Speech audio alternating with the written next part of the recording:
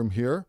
I want to make sure that we have some people joining. I'm just going to send a quick text out to Jordan from SynchroArts, but I think we're good to go. And I apologize for the technical difficulties here.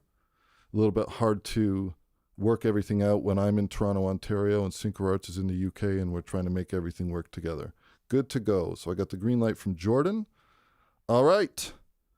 Let's go. Hello from Taiwan. Hello, Taiwan. Nice to see everybody here.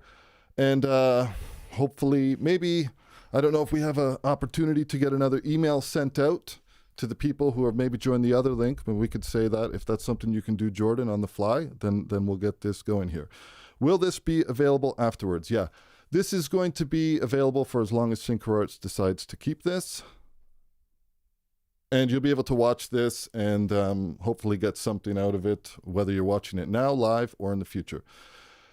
Okay, so first of all, let me kind of back up. And again, apologies for the technical difficulties, but let me introduce myself. My name is Marcus Huskins. I'm just like you guys. I'm a producer, mixer, engineer. Been into recording a long time. I've been using SynchroArts products for a very long time. Probably my first introduction to them was when I got my first Pro Tools rig, and I started working with VocAlign. I think it was VocAlign LE or something back then.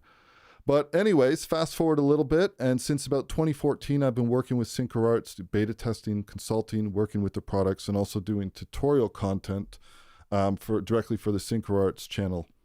Now, I got to admit, when I got an email from Joel from the marketing department in SynchroArts, he said, we're going to do a big sale for Provember for Revoice Pro, and do you want to do a Revoice Pro live stream?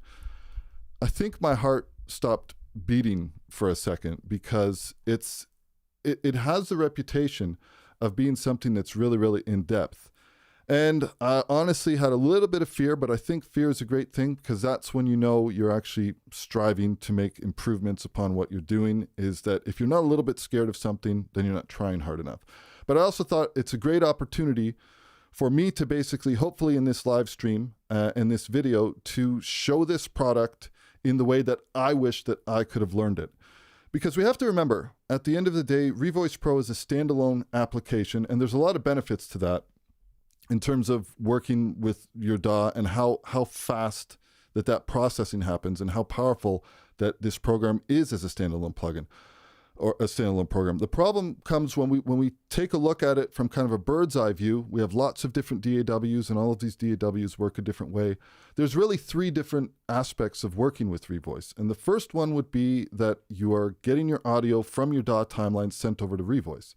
The second one is that we're doing our work within Revoice. And then the third one is that the work that we've done within Revoice, we want to get that exported and back into our DAW timeline.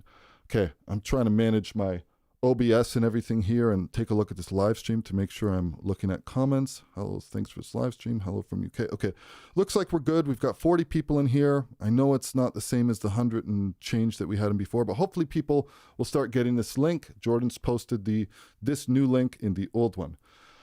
So what I wanted to do is I thought to myself, okay, if I was learning this from scratch, how would I want to learn this? And the simple answer is that I would want to learn this basically by saying to myself, okay, I want to learn actually in Revoice Pro. So I'm going to switch over now to a different scene over here. We're going to go to my desktop scene. Okay, looks good.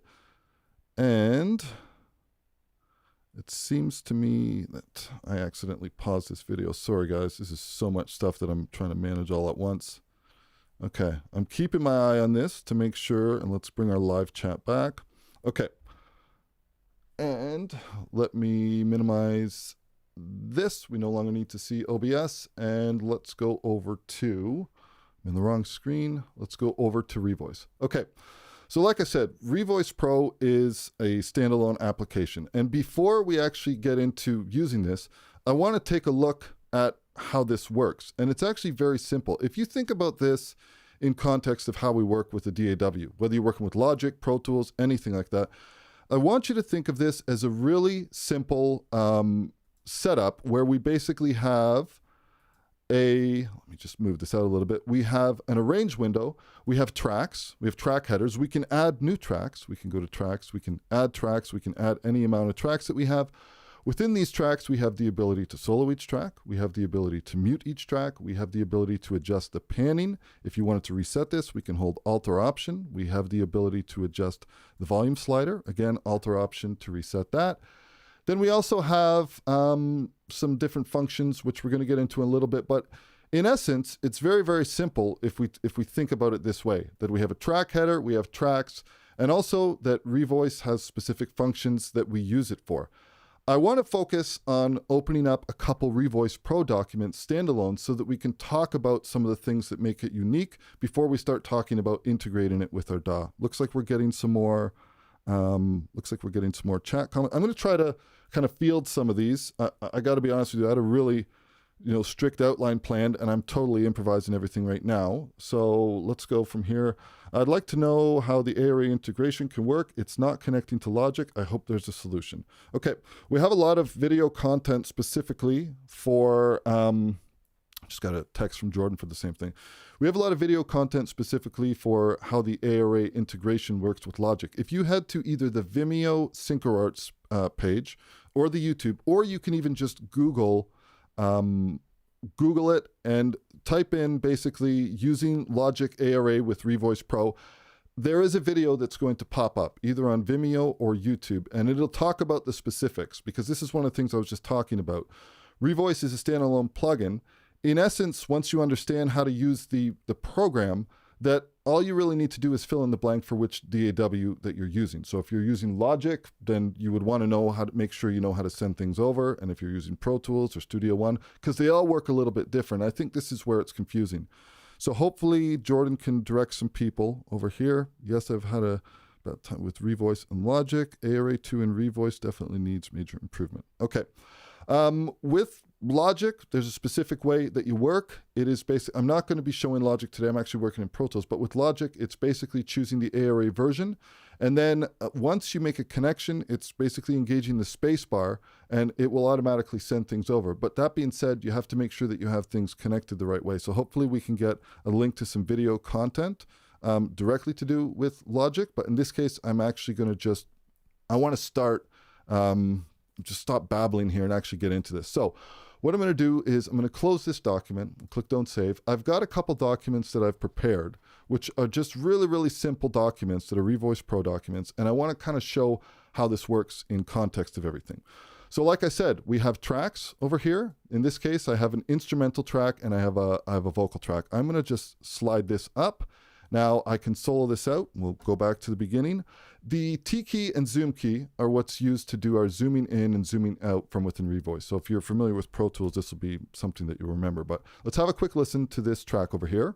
Put your feet up. I want to come and kick it with you. Have a place we could go. We got tickets for two.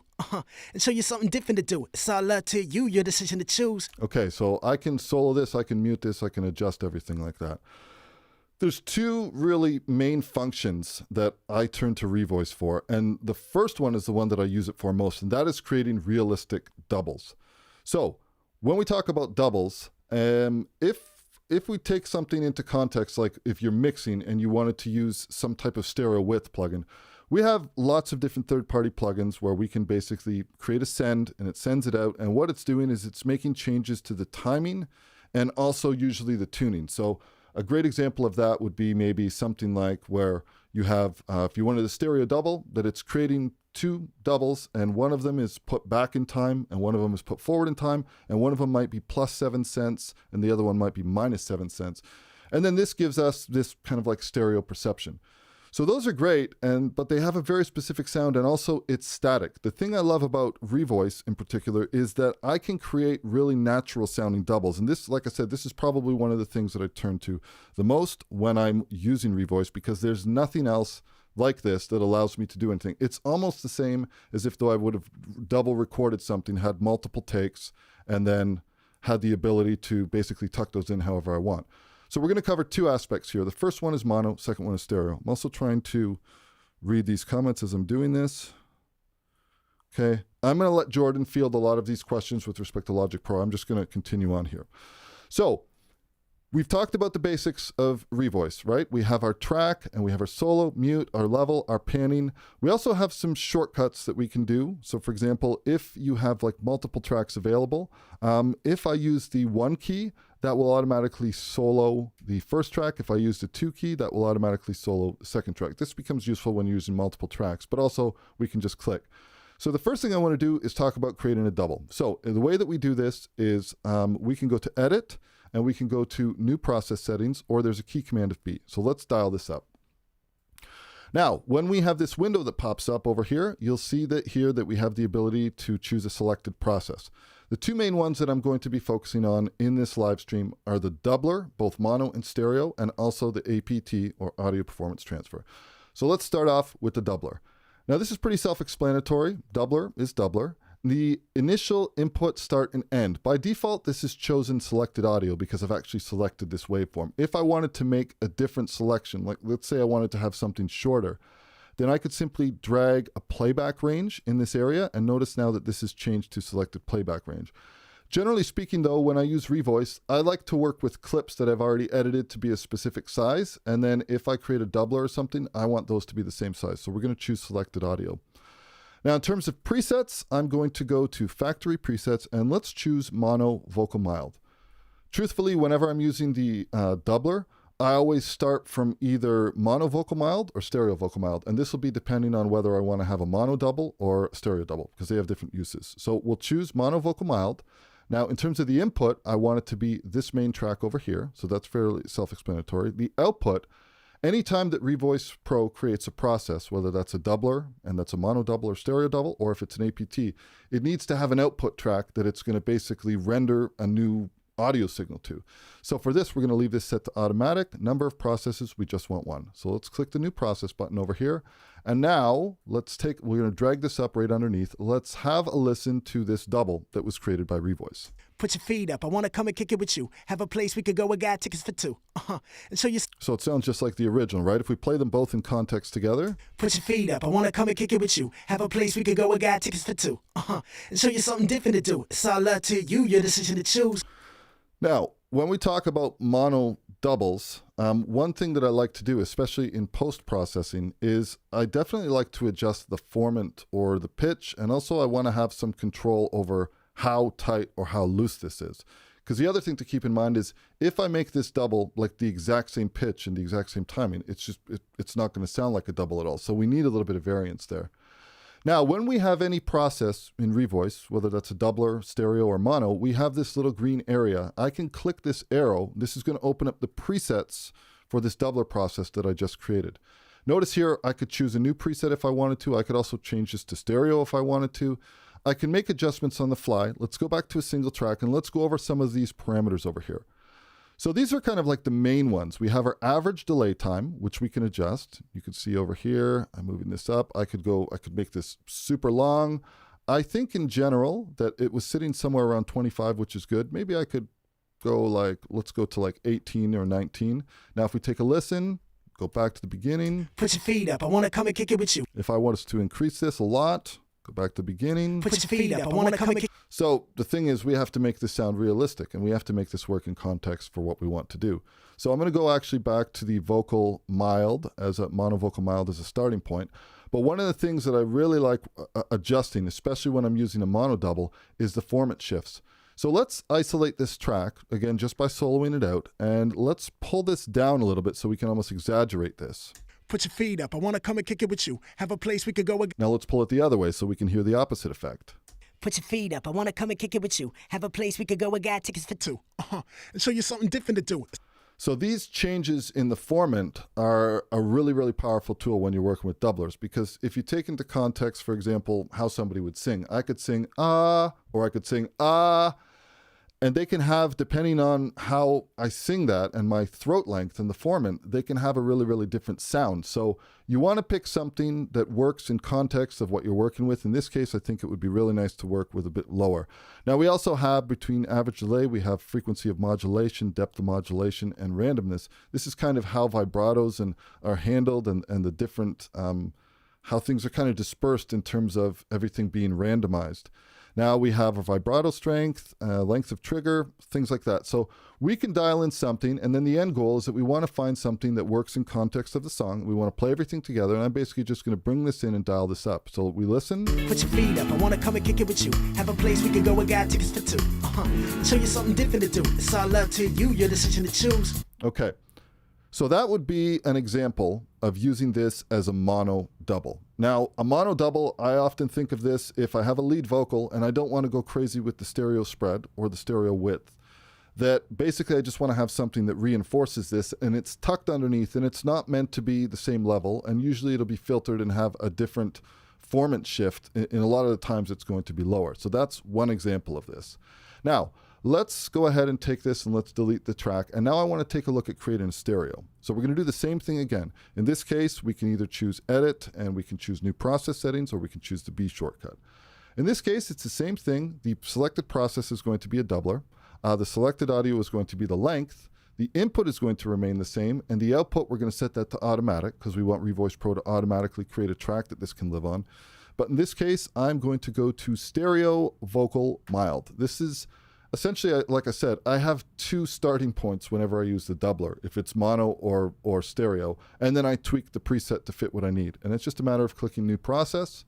And now we have the stereo output of this track. Again, I'm just going to click, hold, and drag to position this underneath. And let's take a listen to this, just in context with everything, how it did right out of the gate. Put your feet up, I wanna come and kick it with you. Have a place we can go, I got tickets for 2. Music. Show you something different to do. It's all up to you, your decision to choose. Okay. So a really, really realistic sounding double. And what I like about this is it's not static. There is some variation. Now, again, if this works for what you're working with, you plug in the preset and it sounds good. And 95% of the time, I would say that stereo vocal mild sounds good.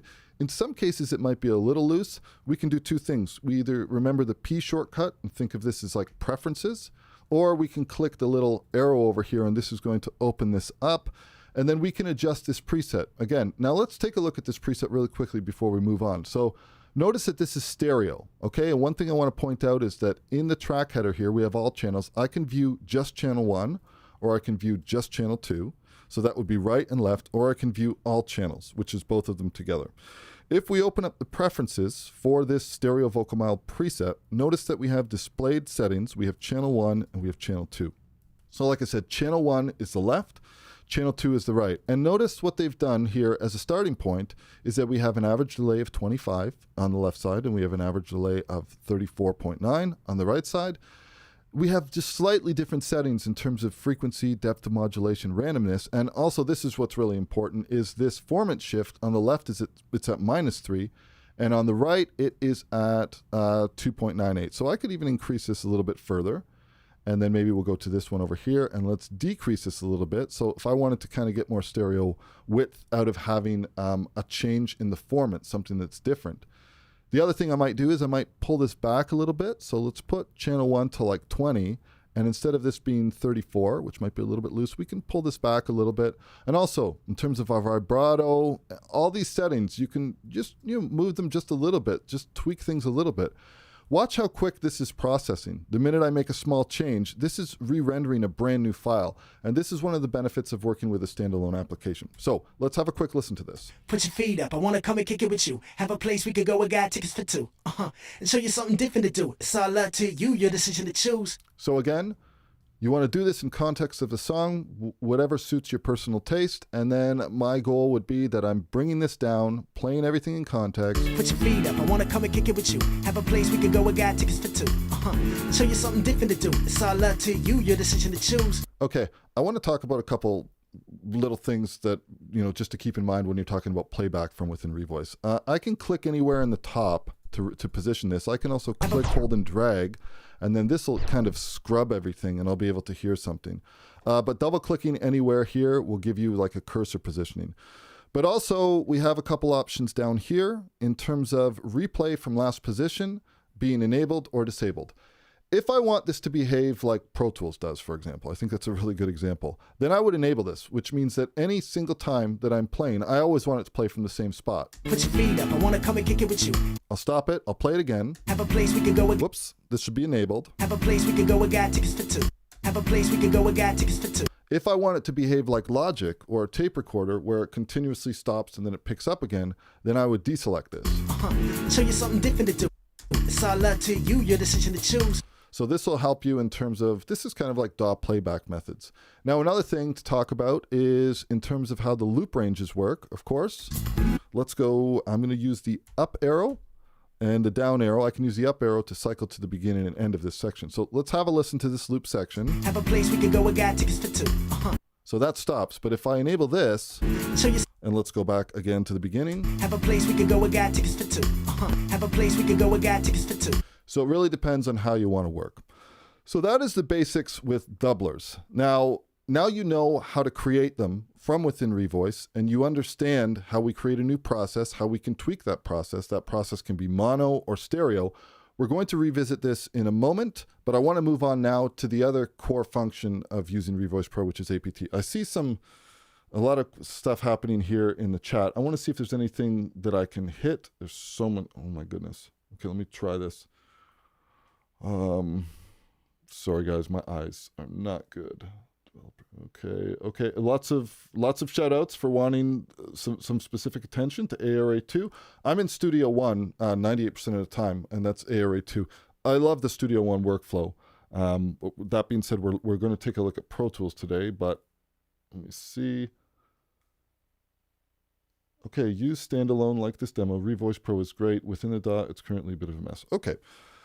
Fair enough. And I think this is something that I want to address. This is why I want everybody who's focusing on Revoice to get used to using it in Standalone. If you get used to using it in Standalone and you know how to tweak things and to get it to work for what you need to do, then it's just a matter about learning the transfer method to go from your DAW into Revoice and to go back from your DAW, back from Revoice into your DAW. Now, like I said, this is different depending on which DAW that you use. It's different in Pro Tools than it is in Studio One, and it's different in Logic. And that's just the way it is because not all of these DAWs work the same. That being said, once you learn each one of those steps, once you learn how to properly send it from Logic into Revoice, or from Studio One or from Pro Tools into Revoice, and then how to properly work in Revoice, and then how to properly send it back, it's really the sky's the limit in terms of what you want to do. I'm going to close this and we're going to open up a new session. I'm going to click Don't Save. I'm going to go to File, Open. This one, we're going to take a look at something else. We'll look at this file. Okay, I want to make mention of something. If Jordan hasn't added the link, I know it was in the other live stream, but all of these sessions that I'm going to be working, this Revoice Pro sessions, all of these sessions will be available to download either through a Dropbox link that's available in the description of this video, or possibly maybe on a landing page somewhere in SyncWords. But these are really great sessions that I've prepared that are just little snippets, and they will allow you to practice. And you can practice to your heart's content, and they basically close it, but without saving anything. I'm getting a message from Jordan right over here. Let me go back here. Okay, so Jordan has some questions. So before I do this, let's answer these. Okay.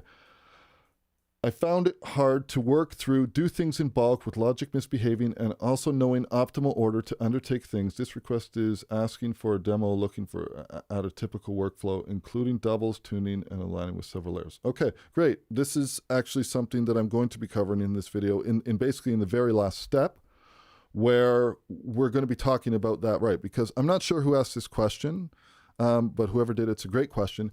And basically what he or she is saying is that if I'm going to translate this in the way that I interpret this question is, I understand that I can do awesome things. I understand I can create doubles. I understand I can create a mono double, a stereo double. I understand that I can have one track follow the timing of a guide track, and also I could have doubles follow the timing and the lead. But what order do I do in this workflow? How do I handle this? How do I approach that?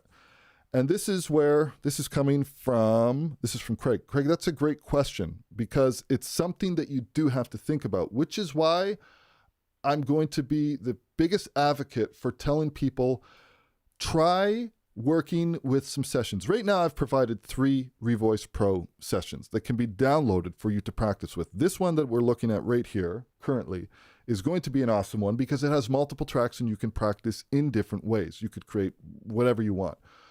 but you need to very much have an order of operation in your head, right? So in order to kind of demonstrate what this person is saying, I'm going to use this as an example. So right now we're looking at a Revoice Pro document that essentially has 4 tracks. So let's solo out the first one. Falling in and deeper, not approaching, feeling freer. Okay, just a lead vocal. 2 things I want to point out really quickly. Tracks, auto-size track heights. I always leave this on. This is an amazing preference, and basically what it does is if you have 2 tracks, the 2 tracks will occupy the full height. If you have 4 tracks, they will occupy the 4 height. 6 tracks, 7 tracks, it's always giving me the maximum height resolution. I always want to leave this on. Secondly, this little icon over here that looks like, I guess, a hamburger. If I click this, I'm able to go full screen. Now, in this Revoice Pro session over here, this is a lead vocal, and I've done some very, very basic tuning to this. Now, I'm not going to get into tuning with Revoice because I want to cover the areas that Revoice Pro is vastly different than VocAlign and Repitch. So if we take a listen to this, though. Falling in and deeper, not approaching, feeling freer. Okay, take a look at this. We have this as being the master guide that we want to use for timing and tuning.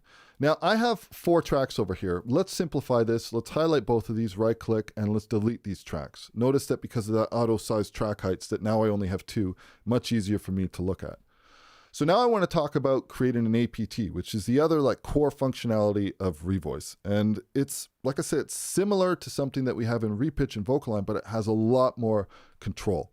So we're going to take the exact same approach. These are the tracks that we want to work with over here. We're going to go to Edit, and we can go to New Process Settings, or we can click the B key. And in this case, we are going to choose an APT. So instead of a doubler, we're going to choose an APT. And then the selected audio, I could do selected audio, or I guess to be different, we could just make a playback range, and we'll choose selected playback range to be the actual length. Maybe I'll extend this out a little bit more, and I'll extend this a little bit out here. Okay.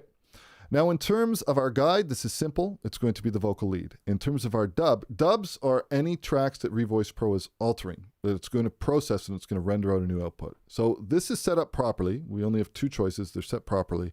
The output, this is going to set an automatic track. Now, the amount of processes, I only need 1 of them. So we'll go ahead and we'll click New Process. So if we take a look at this now, we have a track that's been created. Now, this has been created based on this preset that I chose. First thing I'm going to do is, so this is our lead guide. This is the dub, which is before the processing. This is after. There are a couple key commands that you can use if you want to remember them. I typically, when I'm working in smaller documents, I remember 1, 2, and 3. That's easy for me to remember. If I want to listen to vocal lead 1 and vocal lead 2, I hit 1 and 2 together on my keyboard. If I want to listen to vocal lead 1 and the output that's been generated, I'll hit 1 and 3, but it's whatever you want to do. If we use the E key and the F key for anything that's an APT, E key will solo the guide and the output, and the F key will solo the guide and the dub. So that's a really quick way to get a before and after. Let's actually do that now. Falling in and deeper, not approaching, feeling freer. Okay, you hear the timing changes there, or you hear the timing differences, and in addition to that, we can also hear that there's some pitch rubbing. Now let's choose the E key.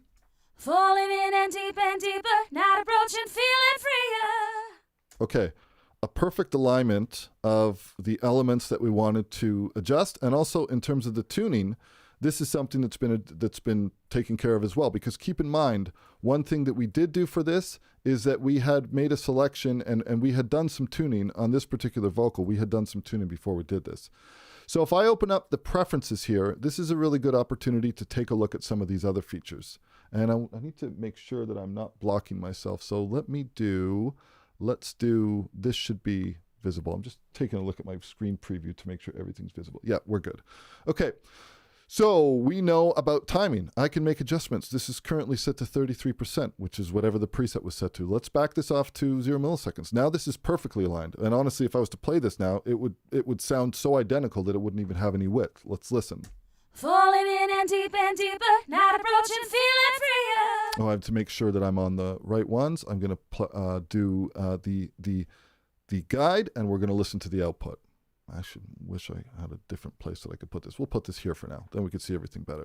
Falling in and deeper, not approaching. See, we've made the timing so tight that it's actually, there's no width. So we can actually back off of this a little bit, And then you can see this adjusting. Falling in and deeper. And if we went to like something like that. Falling in and deeper. Not approaching, feeling freer. So this is a great way to be able to just tune things and tweak them in context while you're listening. Now, we have pitch correction that was done to the main vocal track, and also keep in mind that this is set to follow the pitch. So if I take this off, take a look at how this changed. Falling in and deeper, not approaching, feeling freer. Let's tighten up the timing a little bit of this, because I want that to be much tighter. Falling in and deeper, not approaching, feeling freer. So we have a lot of control in terms of how we want this APT to work. Do we want it to just be timing? Fair enough. Then we just have it be timing. Do we want it to be super tight? We have the ability to adjust the tolerance. Do we want it to also follow the pitch? So we can do that. And we can set this to the nearest octave, absolute, relative, or monotone. Nearest octave is where I leave this 90% of the time, because you can actually take Revoice Pro and have a male vocal that's aligned to a female vocalist, and it will just respect and maintain the nearest relative or the nearest octave. Now, another thing that you have too, and we're going to get into this a little bit further, but is you also have level. So take a look at this recorded performance, even if we just take a look at the waveforms here. These waveforms are bigger than these ones, okay? These ones look relatively the same size. These two look the same size. Take a look at this particular word over here. This is a lot louder than this one. This is probably because this was comped together. I also have the ability to adjust the level. You see what happened when I adjusted the level? Take a look at this. I've actually changed the level of this entire performance.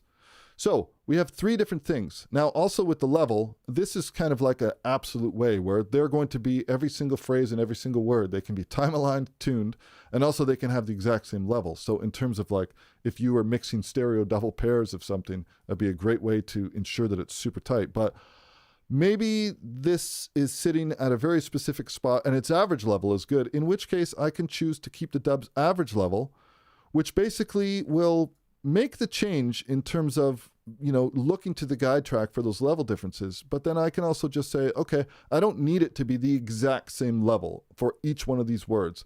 I like the average level of where it was, but I want it to be kind of like, I want it to be in line with what's happening here, and then let's just keep the average level. This is kind of has the ability to almost like compress, but you're doing it with like the waveform, and it's being increased or decreased in terms of its volume. This is about as deep as I want to go for now with the APTs and with the doublers. But because once you understand this, it becomes really like the core foundation of understanding how to work in Revoice. We have our doubler, which is mono or stereo. We have our APTs. The APTs can be something that follows timing. It can be something that follows pitch, and it can be something that follows level. Now, I'm going to just address the elephant in the room here. First of all, let me see if there's any more comments, maybe as I'm sitting here talking in my own little world. Can't see the difference. I want to integrate into a DAW compared to Revoice Era. Then I'm probably wasting. Okay, so we have some lively debate going on in the chat, which is okay. Okay, so I apologize. I'm going back to read anything to see if it's relevant. Okay, question came up about Pro Tools and ARA. Will Pro Tools ever support? I don't know. At this time that Pro Tools just recently came out with ARA, where they're doing Melodyne. I guess that's kind of like the beta test for them to get that working. On one hand, I hope so, because ARA, in my opinion, is the future of these types of workflows, whether you're working with standalone plugins, standalone programs like Revoice, or whether we're working with things like VocAlign. ARA is an incredibly powerful way to work, and once you start working with ARA, which is very much track and region based, it's hard to go back. That being said, Pro Tools Audio Suite, and more specifically the way that it works with Revoice Pro, is actually really good, and we're going to hop into that in a moment. But before we did, I wanted to address one thing in specific. I know that there's bound to be some comments saying, okay, I understand you're showing me here timing, you're showing me pitch, you're showing me level, but I have, one of the biggest questions I get is people saying, okay, I have VocAlign Ultra and I just got repitch, do I need Revoice? Or I have Revoice, do I need repitch and do I need VocAlign Ultra or something? One thing that I will say about Revoice is that if you have something, these products are developed in parallel with each other, and they definitely borrow technology that one of them will get and then the next one will get it. I'll give you an example. This Smart Align feature, which is right over here, which I'm not going to get into right now, this was first created in Revoice Pro. And then when Repitch was in development, when VocAlign Ultra was in development, VocAlign Ultra got Smart Align. Smart Align completely changes the way, for the better, that SynchroArts products like Revoice Pro and VocAlign Ultra will work. Because the one approach would be that I've told you I always like to work in clips that are equal length, but when you enable Smart Align, you could bring in a lead vocal track that's like 2 minutes, and then you could bring in a bunch of different sections of backgrounds that may only be happening as doubles on certain words. And the way that the algorithm works is that it is so accurate, and when you hit a line, it might take a little bit longer, but the end result is it's mind-blowing how good it is. Whereas before, you may have had to work in specific sections to get those same results. Now, the other thing I want to point out is that we have all of these different settings that we've adjusted here, okay? So we've got our timing, we've got our pitch. I just want to finish this thought when we're going to get into Pro Tools. We've got our timing, we've got our pitch, we've got our level. If I wanted to make any adjustments to these, take a look at this. If I right-click the dub, I have the ability to choose a lot of these different preferences here. So for example, I could edit the pitch tolerance, or what one would I want to do? Yeah, pitch tolerance, for example. If I wanted to edit this, so on the whole, we know that this figure is 22 seconds, right? And this is pretty important. If I make an adjustment, then this changes and everything like that. So, but if I wanted to make any changes to any one of these preferences, edit energy or pitch transfer strength, anything like that, I can basically just, create some automation nodes and then say, okay, in this particular area over here, I want this to be different. And I'm automating this just in specific sections. And then in other areas, I say, okay, this needs to be really, really tight. And this you can't do or at the time I'm doing this with VocAlign Ultra. Anything that you choose in terms of like a pitch transfer strength or even timing or anything like that, it's static, it's global. If you choose that you want it to be aligned at 10 milliseconds or 5 milliseconds or by a percentage, that's it. And you have to choose something that works for everything across the board. But with Revoice Pro, you have the ability to go to all these different settings, your pitch transfer strength, all these different parameters, and you can tweak them and edit them. And this is a huge area in terms of how the APTs and all of this control is very different, because you can tweak anything that you want. It automatically kind of generates a new output, and then all you have to do is get it sent over. Okay. We are going to come back one more time to working standalone with Revoice in the duration of this video, but I want to move now to Pro Tools. I've got some more comments that are coming. Oh my goodness, this is craziness. Trying to manage everything here.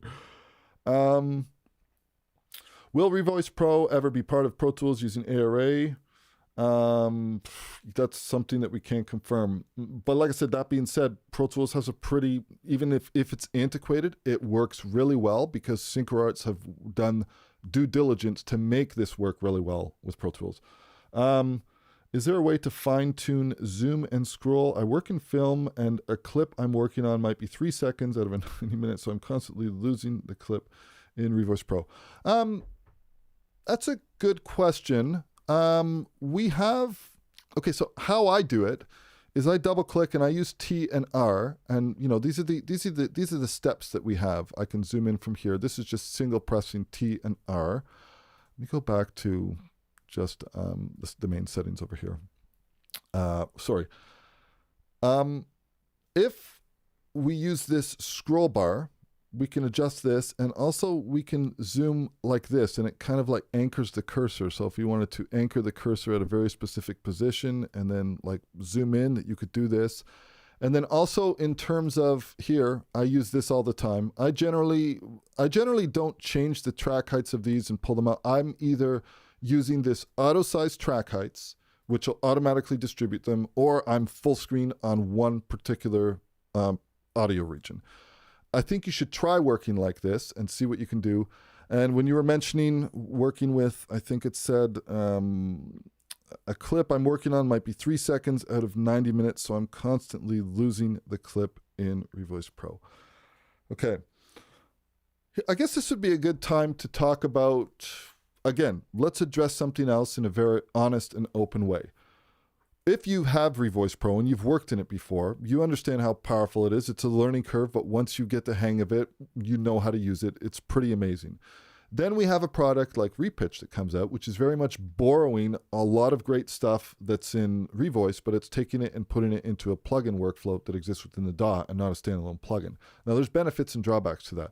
But one of the benefits that we see from within plugins, as compared to like a standalone plugin like Revoice, is that we have these really great zooming commands where we can do like dynamic zooming, things like that. We have the ability to, set markers in our DAW and have everything follow. And it's just a nice workflow in general. So I'm not really at liberty to say much because truthfully, I don't know much. But what I can tell you with 100% certainty and honesty is that I've had meetings with the people at SynchroArts, and they are aware that there are certain tools, for example, that if we take a look at like Repitch, that there are certain tools and enhancements that have kind of gone a little bit over where Revoice Pro is.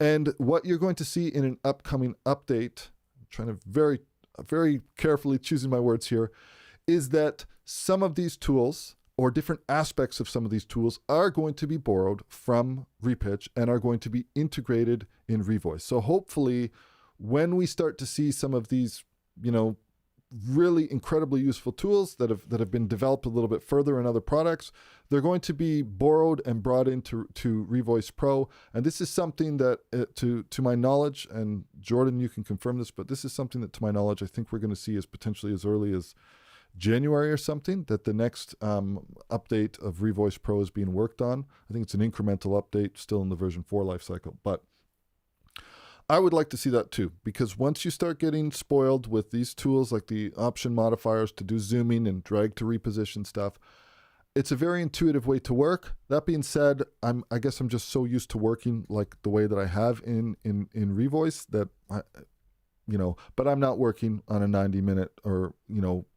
90-minute post project where I'm talking about a 3-second clip. So I completely understand what you're saying. Okay, we're going to close this for now. We're going to go to File, Close, and we're going to go to Don't Save. And like I said, all of these sessions that I'm using, the Revoice sessions, they are going to be available in the description link of this YouTube video. I do recommend downloading these, but we are going to revisit that session one more time. I'm going to move over to Pro Tools. Okay. Let's talk about some tips in setting up things for Pro Tools users. I don't know, it seems to be that there's a lot of comments in this stream. Okay, early 2023, that's what Jordan is saying for the next update of Revoice, and I don't know if there's going to be a public beta of that that's available early. I really have no clue. I would love, how is it possible to edit shift performance? Where can I find a tutorial? Okay, let's take a look at that. I promise we will take a look at that. I want to point out I wish there was a way for me to know what the general vibe is in terms of how many people. Thanks so much for the detailed answer. No problem, Joe. Open ticket. Okay, we got Renato in the chat. He's fielding these support questions. Thank you so much, sir. Form as well. Okay, lots of good feedback coming in here. This is great because this is what people need to know, how you guys are using this. Okay, I'm not sure how many people are using Pro Tools. Let me tell you something about Pro Tools. I started in Pro Tools version 5. My very first introduction to SynchroArts was DV Toolkit. I got a license for, I think it was VocAlign LE, which was the absolute lightest version. So I've been using the products a very long time, not to date myself, but I think version 5 is like 2000 or something. Pro Tools has a very specific way that it works, and it's kind of antiquated, and that is using audio suite plugins. But even though it's antiquated, the way that it's set up with Revoice is actually really, really good. But I want to take a look at a few things when you're using Pro Tools with Revoice. First thing I want to do is let's go to Setup, and we are going to go to Session. One thing that's important, I want to kind of point this out, is in Pro Tools, if you open up your session setup, which like I said, is available over here in the setup menu, or the key command on a Mac, it's Command 2, on a PC, it's Control 2. Session start in terms of the time code, and also the time code rate. I just want to kind of like make mention of this because we're going to revisit this in a second. And also we can see that we have a BPM here of 110. Now, we've already looked in detail about creating doubles from within Revoice Pro in standalone, and we can create a mono double, we can create a stereo double. We've also looked in detail at creating APTs in terms of like having an APT, an audio performance transfer, that basically can follow the pitch or the pitch and timing. We can tweak that preset to our heart's content and then have it set up. But I mentioned before that a lot of the times when I'm working with Revoice, that sometimes in a quick pinch, the stereo vocal mild double, the doubler preset, it works 95% of the time. Same with the mono track. Same with APT, that's slightly loose time and pitch. It's a great starting point. So if we go to Audio Suite and we head to Synchro Arts, take a look at these 3 plugins that we have: Revoice Pro Link, Revoice Pro Quick APT, and Revoice Pro Quick Doubler. We're going to visit this one at the very end of this live stream. But for now, let's talk about the Quick Doubler and the Quick APT. Also, if you're not seeing this in terms of you don't have these categories, you're going to go to Preferences, the very first tab, and organize plugin types by category and manufacturer. This is how I usually organize things, because if I search for a plugin, I want to look by the developer. So that's something. Maybe you just have a flat list or categories and category manufacturer, and then your list will look the way that my list does. All right, let's talk about this really quickly. I'm going to solo out a section. Let's go to our slip mode over here, and we'll solo this lead vocal. Oh, big boy, you really went and broke my heart. I'm no toy. Now, if I move down to this track, and let's solo this. Oh, big boy, you really went. Okay, so it's not a unison track. It's something that we have a higher harmony. But if we listen to the two of these in terms of together. Oh, big boy, you really went and broke my heart. I'm no toy. And now it's There was a question that came earlier. I think it was from somebody named Craig, who said, I understand the basics kind of, but I get overwhelmed and I don't know what order to do things. So this would be kind of when we're getting the lay of the land. Let's take a look at everything that we're working with. We have a stereo instrumental that we're working with in this case. We have our lead vocal. We have this. I can see this is called a lead vox high chorus. Let's take a look at what this is. I'm not sure what this is. Let's have a listen. Oh, big boy. So this is a male vocal, right? And then what else do we have? This, I think, is just another double. Oh, big boy. And what about this? Oh, big boy. Okay, we've got tons of different tracks here. I just basically pulled down this session so that I had some material to work with. So a couple different things that I want to focus on. The first one is the Quick Doubler plugin. We took a look in detail about how to create these. So if I wanted to create a double, the first thing I'm going to do is I know that Revoice is going to create that track automatically, but I need to have a track for this double to land in Pro Tools. So we'll go with our new track. We're going to do 2 actually. We're going to do one that's mono, and we'll call this mono vocal double. And then we'll create another track, and this one is going to be stereo, and we'll call this ST vocal double. Okay, so I'm just creating 2 tracks that we have just so that I have something to spot back in quickly. So what I'm going to do is I'm going to show you a couple shortcuts and things that are useful. In terms of moving up and down in the tracks, we can use the P key and then directly under it the semicolon key, and that will maintain whatever highlighted range selection that we have on our timeline. So I'm going to go to Audio Suite, we're going to go to Synchro Arts, and we're going to go to the Revoice Pro Quick Doubler. We're going to bring up this plugin. Okay. Check out how well this is implemented in terms of, even though it's Audio Suite and Audio Suite is very, very old, we have the ability to choose a preset. So what do we want to do? Okay, well, I'm going to choose a preset. I'm going to choose mono vocal mild, select an audio track. I'm going to capture this audio. So this is now captured this, and then we just need to select a destination track. Now, you would say to yourself, okay, well, what am I selecting a destination track for? Okay, well, this is the destination track that I created, and I could just go ahead and render this, and this is instantly available. We have a double that's been instantly created. And this is something that I know we have lots of them, but let's say that I didn't have this. Let's have a listen. Oh, big boy. Make sure that my routing is happening here. This needs to go to output 1 and 2. Not sure why that went to 3 and 4. We'll do the same thing with this. Have a listen. Oh, big boy, you really went and broke my... Okay, so how did it do it that fast? Well, the minute we opened up the Quick Doubler plugin, the minute we did that, Revoice Pro created a document in the background. You can see it's called Quick Doubler.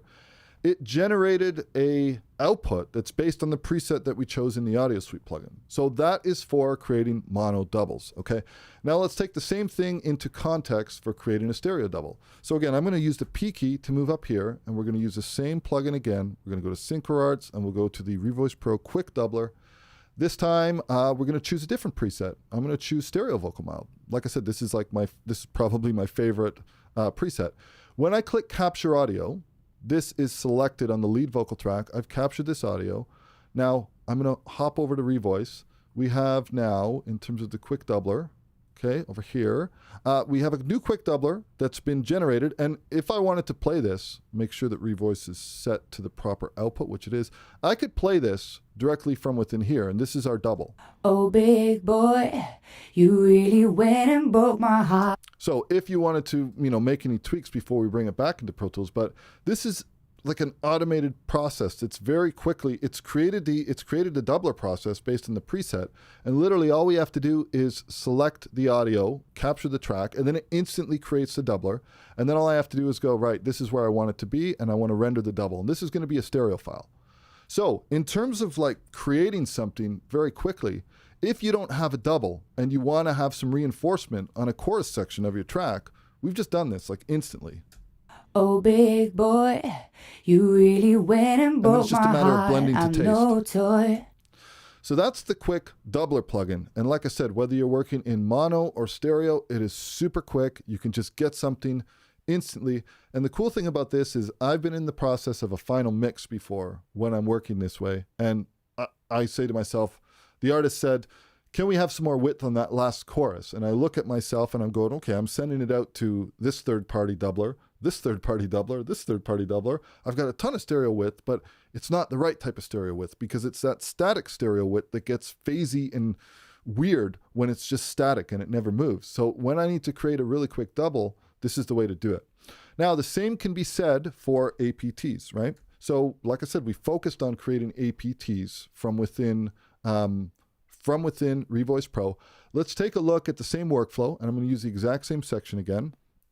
Let's say that I want to focus on this part over here. This is my lead vocal. Oh, big boy. You know what? I'm going to move this over. Let's move this over to a different section. You really went and broke my heart. I'm no toy. And okay. If I wanted to take something else, let's listen to this over here. You really went and broke my heart. I'm no toy. And now we're satellites apart. You got some. Okay, this is a great example.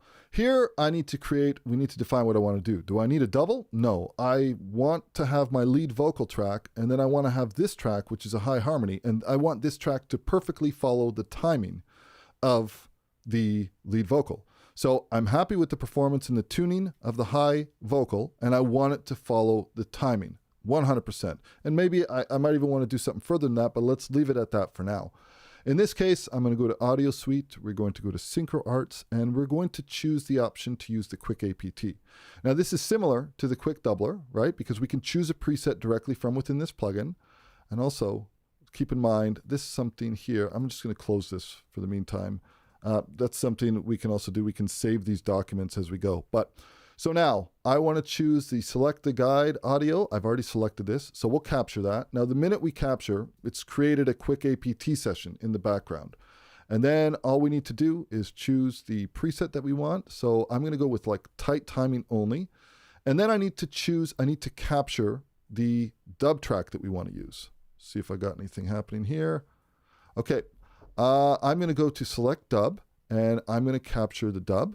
So let me scroll down to this one, which I can either mouse click or I can use the semicolon. This is the dub that I want to capture. So we will capture this dub. And now based on this preset that we've selected, if I move back here, the APT is already created, right? And again, I'm going to go to my auto size track heights. Take a listen. I can listen to it from here. We can use our E and our F shortcut keys. You really went and broke my heart. I'm no toy. Now, if I wanted to tweak this further, before I sent it back, I could open up the parameters and say, okay, I want to adjust the timing or I want to adjust something else. But in terms of being able to just have a really quick way that we can get this working and sent over, let's go back to Pro Tools now. This would be my #1 tip for when you're working with Pro Tools. Is if I'm doing this type of workflow, and especially if I'm using Audio Suite, this is something where I'm going to send it out, get it into Revoice, do my work in Revoice, and then bring it back. Anytime I'm working like this, I always want to save my previous work So in that case, I'm going to make sure that I choose the option to duplicate this playlist so that I'm working off of a copy. So we're going to just make a duplicate copy of this. And then in this case, I'm not too worried because I always have my original one. In this case now, I can just say, okay, where do I want to select my destination track? Well, my destination track is already selected. And now I'm going to render this. And this has been rendered back into Pro Tools. We can zoom in over here, go like this. And if, I forget the shortcut to move to previous and next playlist, but if we take a look at the original, that was the original in terms of the timing, and then we take a look at the new one. So now we have this timing change. It's done very transparently. Now I can always wind back to it. There was another question. Let me see if it was something that Jordan sent me. Okay, let me see. Is it something that Jordan sent me, or was it in the text messages? There was another question specifically about, okay, how is it possible to edit shift performance? Where can I find a tutorial? This is your tutorial right here. If we wanted to take a look and use this exact same example, so that's a high chorus and we've adjusted the timing. Keep in mind, I spotted this over into Pro Tools. I spotted it from Revoice, but that Revoice Pro document is still open. This is a really great area to talk about why it's great to have a standalone plugin. Right now, we're working in the context of having Pro Tools and Revoice Pro running together, and they're talking to each other by audio suite plugins where we're sending audio. The actual work is always done in Revoice. Let's say that this particular session, I was working on something, it was maybe an idea. Maybe the idea is exactly what this question was. I want to shift the formants. I want to adjust the formants, right? So in this case, I'm going to find, where is it over here? Alignment, tolerance, pitch transfer, offset of pitch. I need to find something here where I can adjust these. Okay, first of all, let's bring this in. And the pitch. Now, I've made a change over here. And there's an area where, I know it's here somewhere.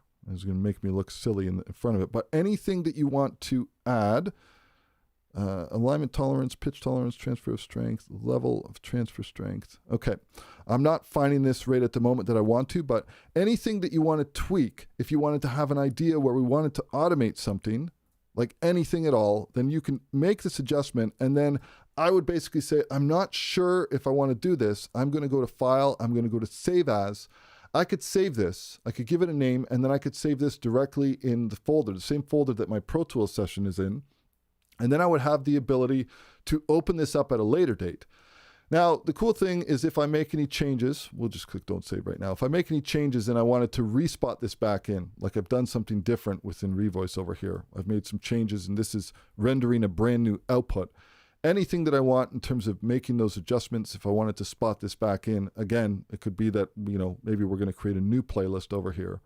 There's going to be a second one, and this is another option. We can render this same audio. So now we actually have three different choices. We have our original, we have the second one that we did, and then we also have the third one that we did, which is just a tiny little bit different.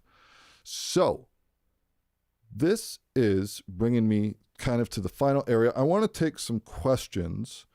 Would there ever be functionality created to align spot doubles, i.e. not exact copies of VocAligns, but certain words vocalize? Okay. Vocalize and emphasize certain lines. Okay. Okay. I've got two approaches on this, and let me just try to think of the best way to put this. Okay. Let's use this one as an example. We used the quick doubler and we created this double. A lot of the times if I wanted to take something like these two and I made a stereo double, oh big boy, I would basically do my editing from within the DAW and then decide which sections. I find that it's easier just to generate a whole entire vocal performance of the main vocal and actually cut it and edit it in the DAW because I can use fades, I can create crossfades. But let's actually go into that because I think it's a great question, and it also uses one feature of Revoice specifically. I'm going to close this and we'll click cancel, and I'm not going to save this. So this is just the APT that the quick APT that Pro Tools opened by using the Audio Suite version. Let's go back into Revoice and let's open up our creating realistic doubles. Again, this is something that you can download and test for yourself. Let's open up this document. let's do exactly, if I understand correctly, let's do exactly what this person asked. I'm not sure who asked this question, but I'm going to zoom in a little bit. And in this case, we're going to click the B key and we're going to create a doubler. It's going to be the selected audio as a length. This is where things are going to change. Let's choose very specific sections where we want this. I'm going to solo. Put your feet up. I want to come and kick it with you. Okay, I can tell you for a fact that I want to have, I'm using the T key to zoom in. I can tell you that I want to have this kick it with you, which is the most uncool way to say it, but kick it with you. Whoops. Kick it with you. Okay, kick it with you. There we go. That line right over there. I want that to be, I'm not sure what genre this person who asked this question was working in. I did a lot of work in hip hop and stuff like that. This was always referred to me by artists as stresses. You want to have stresses on certain words. In that case, I'm going to make a range selection. And in terms of the presets, we're going to choose the exact same thing, stereo vocal mild. The input is still going to be the input. The output, we're going to set to automatic right now, okay? But then watch what we do in a little bit, and the number of process is going to be automatic. So it's going to create now a new stereo file. So now if we play the two of these together, we have, let's just move this a little bit down the line, and let me actually go here. Put your feet up. I want to come and kick it with you. Put your feet up. I want to come and kick it with you. Now from here, I could also adjust this. So that to me doesn't sound tight enough. So I can say, okay, well, these are the preferences for the left channel and the right channel. Let's adjust these. Okay, this one I maybe want it to be like 14.5. This one I want it to be like 20, maybe like 21. And also I want to do something drastic with the formants here. This is my favorite absolute trick. I'm bringing down the formant quite a bit. And then on this one here, I'm going to bring this up quite a bit. So now I should have something that really punches out. Put your feet up. I want to come and kick it with you. Okay, it punches out, plus it's nice and tight. Okay, so now I'm going to leave this window floating up, and I'm basically going to make decisions on the fly. Have a place we could go with got tickets for two. Okay, this is another area where I'd want to do this. Tickets for two, right? Tickets for two. Okay, there's another great range. Again, we're going to go with the exact same preset here as a starting point, vocal, stereo, mild. The input is still going to be the same track. The output is going to be the output this time, right? It's not set to automatic, a number of processes. And now, let's take a listen to this. And also, if we open this up, let's take a look here. This is 34. And now this one, this can actually make sure that this one over here, so our two different settings that we have, this one is here. These are the custom settings that I made for this particular one. And then these custom settings over here, they are based on the actual preset. So if you wanted to have these custom tailored to exactly what you want to do, maybe this one over here, maybe I want this to have like a super, super low formant, right? So maybe I want both of them to be really, really low. The left channel and the right channel. Maybe not that low. But anyways, let's have a listen. And these are going to be playing together. We could go with got tickets for two. Whatever you want to do. Whatever, the sky's the limit in terms of making these adjustments.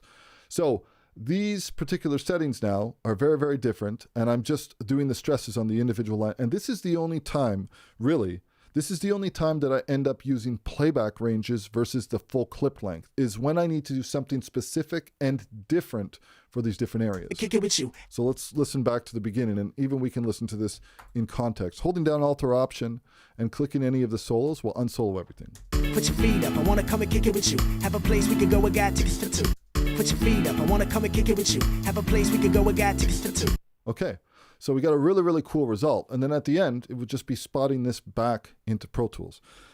Now I want to show two things while I'm here. And first of all, I want to talk about working with Revoice and Pro Tools and a couple things. Remember, we talked about the session setup and the time code, and we were going to come back to it, and the BPM. If I take a look at this isn't really that useful to me to see like this minutes and times, right? Because if I take a look in my DAW session, this is based on BPM. So I want to focus on three different things. Also, we don't always have a case where we have an instrumental 2-track like I have in this Revoice Pro document. That's because I added this. Let's go ahead and close this one for a moment. We'll close this. Don't save. We're not going to save anything. Okay. Three different things that I want to take a look at in Pro Tools. So first and foremost, let's dial up the quick APT, and we're going to make this selection over here. This is what we're going to use as our starting point. Actually, you know what? We might as well, at this point, we might as well dive into Revoice Pro Link. The quick APT and quick doubler allow you to choose the preset from within the plugin, and all the work happens in the background. And then you can literally just choose another track in Pro Tools and spot it. Let's choose the Revoice Pro Link. This is a little bit different. Okay. We have the ability to see, we'll give a quick read of this. You need to connect this plugin to a new or existing Revoice Pro version. To create a new Revoice Pro session, we can create new, and then to reconnect to an open session, we can click pair. Let's see what we have going on in Revoice. So we don't have anything going on. So let's click new, and then this has now generated a new Revoice Pro document, and it is automatically paired. You can see that this green area over here has been paired. Now, there's essentially three things I want to talk about in terms of like some things I think might be really helpful to people. First of all, let's go to view and let's go to settings. I don't want to be looking at time or time code. In this case, we can see down here at the very bottom, it says time. If I go to bars and beats, notice that I don't see anything when I go to bars and beats right away. I want my timeline that's in Revoice to match Pro Tools. So let's take a look at how we do that. First of all, let's go back to Pro Tools. We can see that our time is 110 BPM in terms of our tempo. Okay, that's the first thing I want to know. The second thing I want to know, again, is by choosing setup and session setup. Our time code start is 00 and our frame rate is 25. Okay, let's remember these things. We'll remember 110 BPM and time code session start is the most important, is 00. Now, let's go back into Revoice Pro, and I'm going to make these changes. We're going to go to View, Settings, and I'm going to say, okay, we said we were at 110. So I've clicked 110, still don't see the bars and beats. Okay, but we have our SMPTE time start. Let's go 00. Take a look at what happens now. These small little tweaks are the difference between this being really easy to use and enjoyable and having like a visual reference of what's happening at the bar. And then truthfully, if I wanted to, the last step would be maybe set that to 25. But now this is actually giving us a display that works in context of what we're seeing in terms of our musical grid in Pro Tools. So that's one thing. Now, the other thing I want to point out is that when we work in Pro Tools, regardless of whether we're using the Revoice Pro for Link plugin or the Quick APT or the Quick Doubler, is that at any given point in time, the playback is happening from within Revoice. Now, in this case, in order for you guys to hear the audio and everything nice and clearly, it's pretty simple. Pro Tools is set to output out of my main interface, and that's the same with Revoice Pro. But there's actually another way if you want to integrate the ability to be able to monitor Revoice Pro in parallel or in, what's the word I'm looking for, in context of your actual session. And this works the same regardless of which DAW that you're working in. So the way that we do this is I'm going to select this track over here. We're going to go to the New Tracks dialog in Pro Tools. This is the same in any DAW. We're going to choose stereo. In this case, I'm going to choose an instrument track, and I'm going to call this RVP Monitor, okay? We'll go ahead and we'll click create. So this has now created a stereo track in Pro Tools, and this is routed.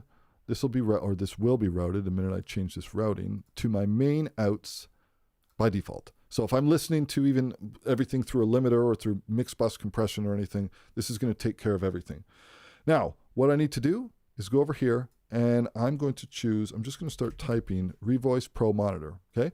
This is a very simple plugin. If you opened it up, you'd think to yourself, oh, it's not even doing anything. And it's the same in Logic, and it's the same in Cubase, and it's the same in lots of other DAWs. We have this basic plugin. What this allows you to do, also in this Revoice Pro Link plugin, we can show our Revoice Pro document, is if we click this option down here, take a look, connect audio output from this window to the Revoice Pro Monitor plugin. When we connect this, we can basically play in Pro Tools or play in Revoice Pro, and the output will be connected, and the Revoice Pro output will be connected to what's happening in our Pro Tools mixer or whatever the case is. Now, not to be confused with ARA in Studio One and Logic, where basically that audio that's being edited in Revoice is replacing the audio in the actual DAW's timeline. That's useful too, but this is useful just in general if you're making adjustments and you don't have the instrumental. Now, I can't remember what we were going to do here. I just remembered that I wanted to show these main things, which is about being able to set the time code from within Revoice, or rather being able to set the preference to see bars and beats based on the BPM versus time. And then basically, if you're not seeing it, just pay attention to the SMPTE time start. Make sure that that's the same as whatever starts in your Pro Tools timeline, like in this case, is 00, and you'll be good to go, and you'll see your bars and beats and everything. I think what I wanted to do is, this session is getting kind of messy, so let's close this for now. I think what I wanted to do is kind of try to build something that's a little bit more complex, but I'll tell you what, this is looking a little too messy for me. So let's close this session. We'll click Don't Save, and let's now reopen this. We'll do the exact same session again. So this should be a better starting point. We'll have to double check our outputs to make sure that everything looks good, which it does. Okay. We're going to revisit this, but I'm actually going to go to Revoice, and I want to show one more thing. Okay. This actual session here, I don't need this. I just wanted to show this in terms of using the Revoice Pro Connect and making sure that we get our bars and beats and we get things in the proper BPM according to our project. Well, let's close this. I'm going to open up a session, and this again is something that you have access to. It's called Working with Process Groups, because I want to show a couple areas where Revoice Pro is vastly different. Now, we looked at this session earlier on in this live stream. Let me make sure that I'm not getting bombed. So Pro Tools session start time doesn't have to be 0. We should just make RVP match whatever. Yeah, exactly. Yep, that's right. Could you export your specific presets? I use SynchroArts presets and then I tweak them, but you can export your presets if you want to. Or I'm not sure if you're asking me for my personal presets. Let's see what else. Can a hotkey be assigned to toggle setting 1 and 2 when working in double? That's a good question. I'm not sure. Renato, if you have any information on that, because I don't know, and I typically just use the hotkeys that I want. Like I typically use the 1, 2, 3, 4, and the E and the F. Those are the main hotkeys I work, and then my zooming stuff. So I'm not like crazy about hotkeys. Can a hotkey be assigned to toggle track 1 and 2 and working in doubler? Okay, so it's the same question repeated twice. Okay. I think we've answered everything. I'm going to talk about working with process groups now. Process groups are something that was added because basically to go back to that question that came back at the beginning of the live stream, which is a really great question about, like, I get so overwhelmed and it's like, how do I know what I want to do? And, I need to think about the steps of the workflow. Let's for a moment say that this audio came from our DAW. We already know how to send things over. We can use the Revoice Pro Link plugin, or depending on your DAW, you can get it sent over. So once you have that tackled, this is sitting.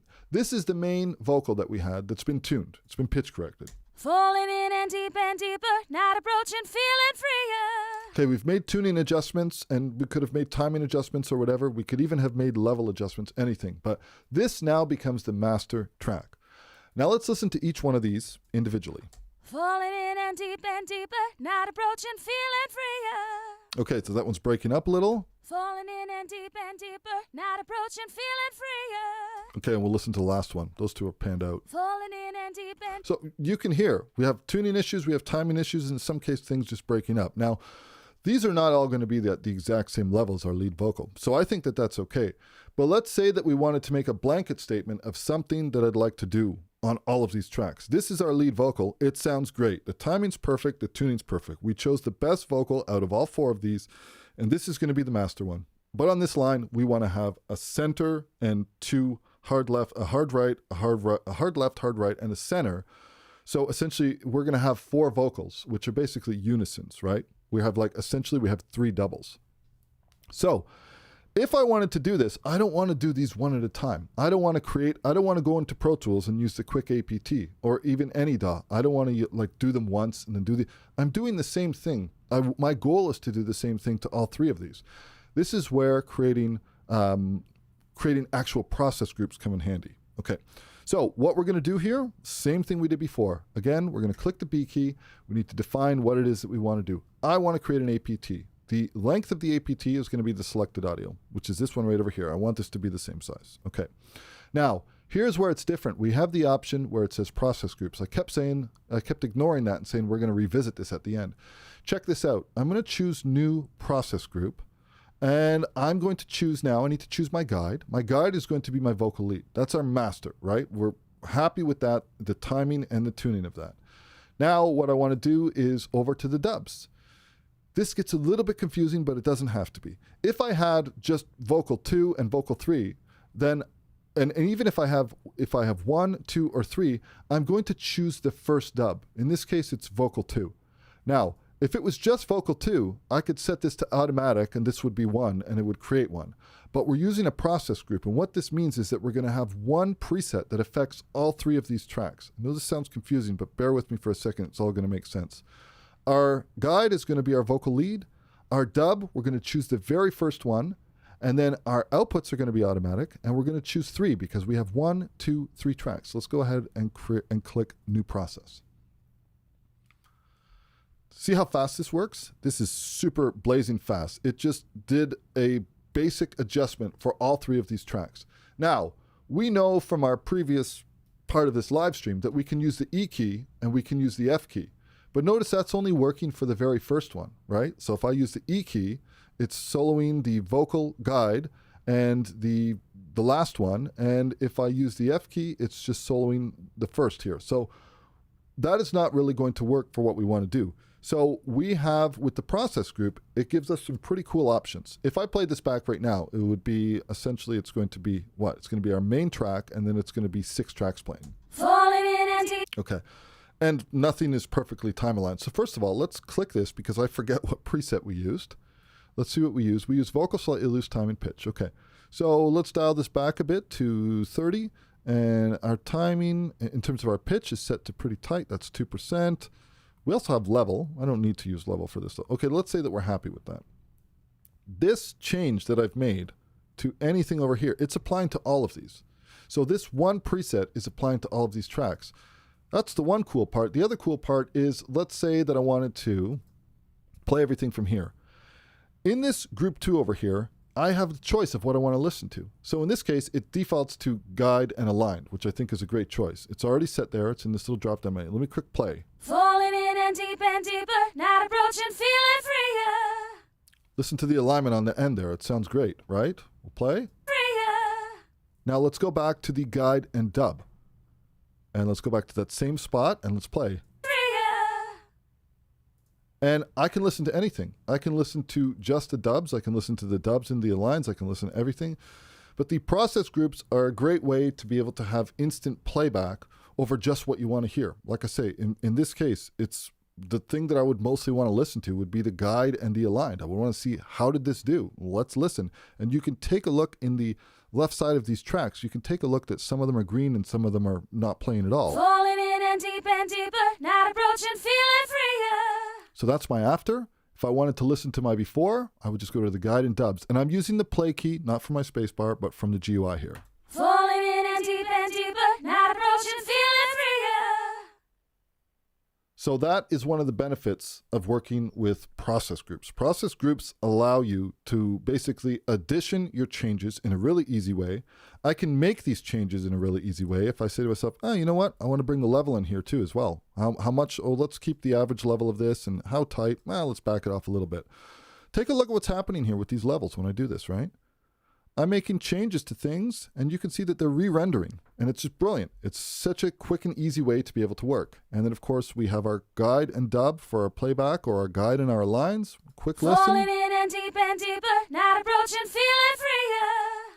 As soon as I'm happy with this, it gets sent back to my DAW of choice. If I want to continue working on this, I say to myself, you know what? I like that. I'm not sure if it works perfectly, but you know what? We'll work on it. Now, if I was working with Pro Tools or any other DAW, if it was ARA, I wouldn't have to worry. I could play it back in the timeline. But this is where it comes in, where I was talking about the monitor plugin, where you create the stereo instrument track in your DAW, and you basically load Revoice Pro Monitor, and then you come into this GUI over here, you activate this, and then if I was to play back from within my DAW's timeline, and I muted the tracks that I had already sent, then it's going to merge whatever's happening here in Revoice Pro with my DAW outputs. And that is incredibly useful because we want to listen to everything in context. Okay, I'm going to check for more questions here.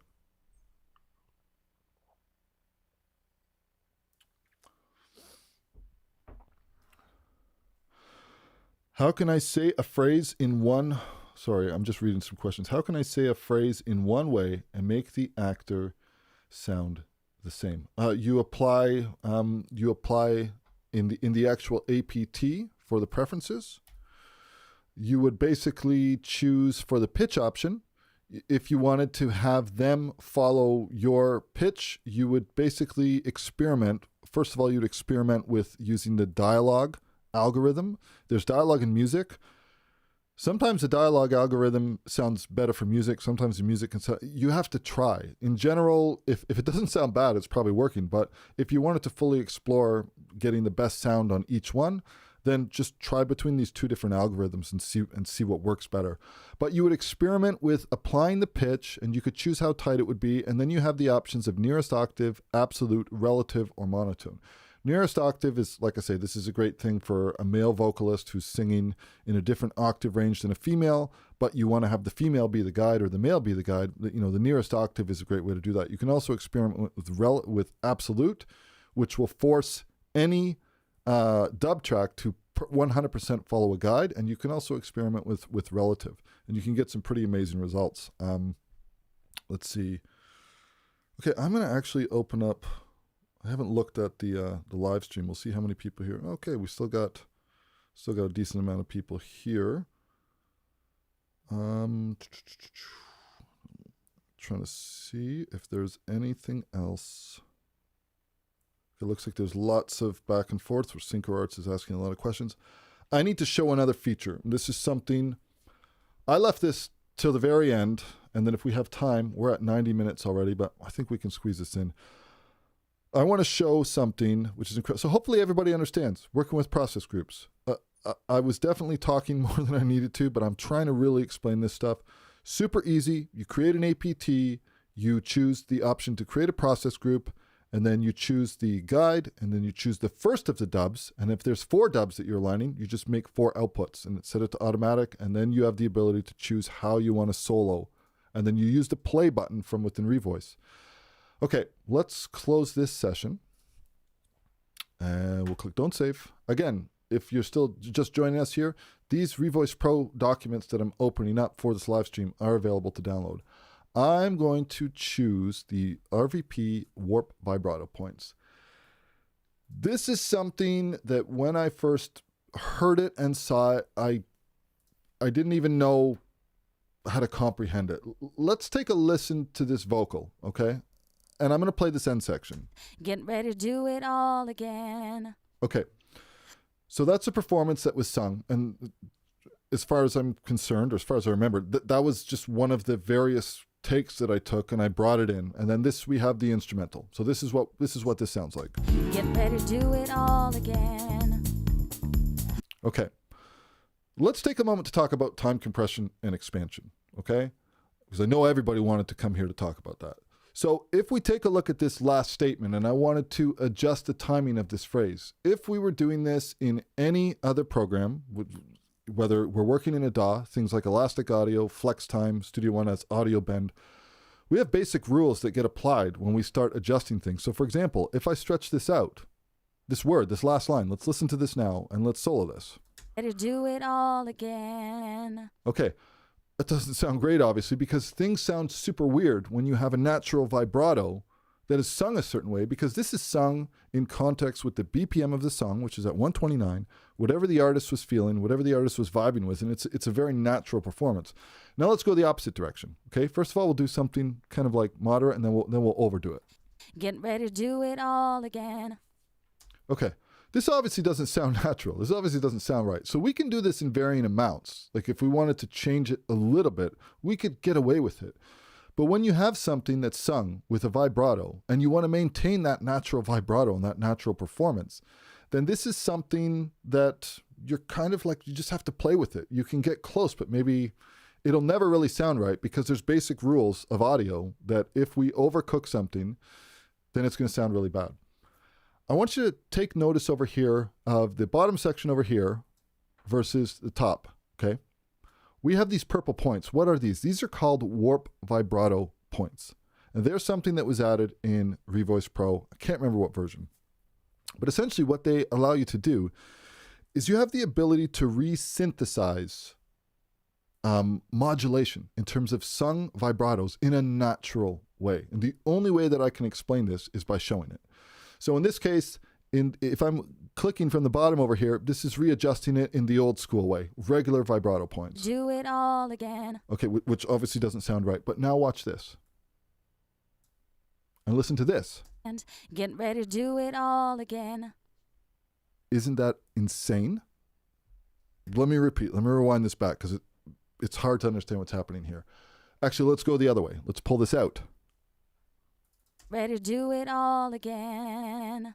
Okay, so that, I think I overcooked it there. I did a little bit too much, but this is actually resynthesizing the sung vibrato. Not only are we using time compression and expansion on the actual waveform to change something that's been sung a certain way, to extend it, to increase it or decrease it, but this is actually resynthesizing the vibrato in a natural way. There is no other tool in existence that I'm aware of that can do this. But also, when we listen to vocals, we're not really going to listen to a vocal like this in soloed context. So let's listen to this in context of the track. Get ready to do it all again.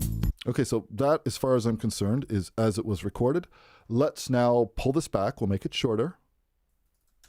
Get ready to do it all again. I can't hear that in the context of the track. Or maybe I can because I know I'm listening for it. Let's pull it out the other way. This we'll be able to hear. It's pretty evident. Get ready to do it all again. Now, I'm overdoing things for the sake of demonstration, but like keep in mind, like I can just pull it back to whatever I need to. Do it all again. Right? Let's undo this. Let's back ourselves up to this step. And even when we go shorter, super short, we've just cut this word down. But listen. Get ready to do it all again.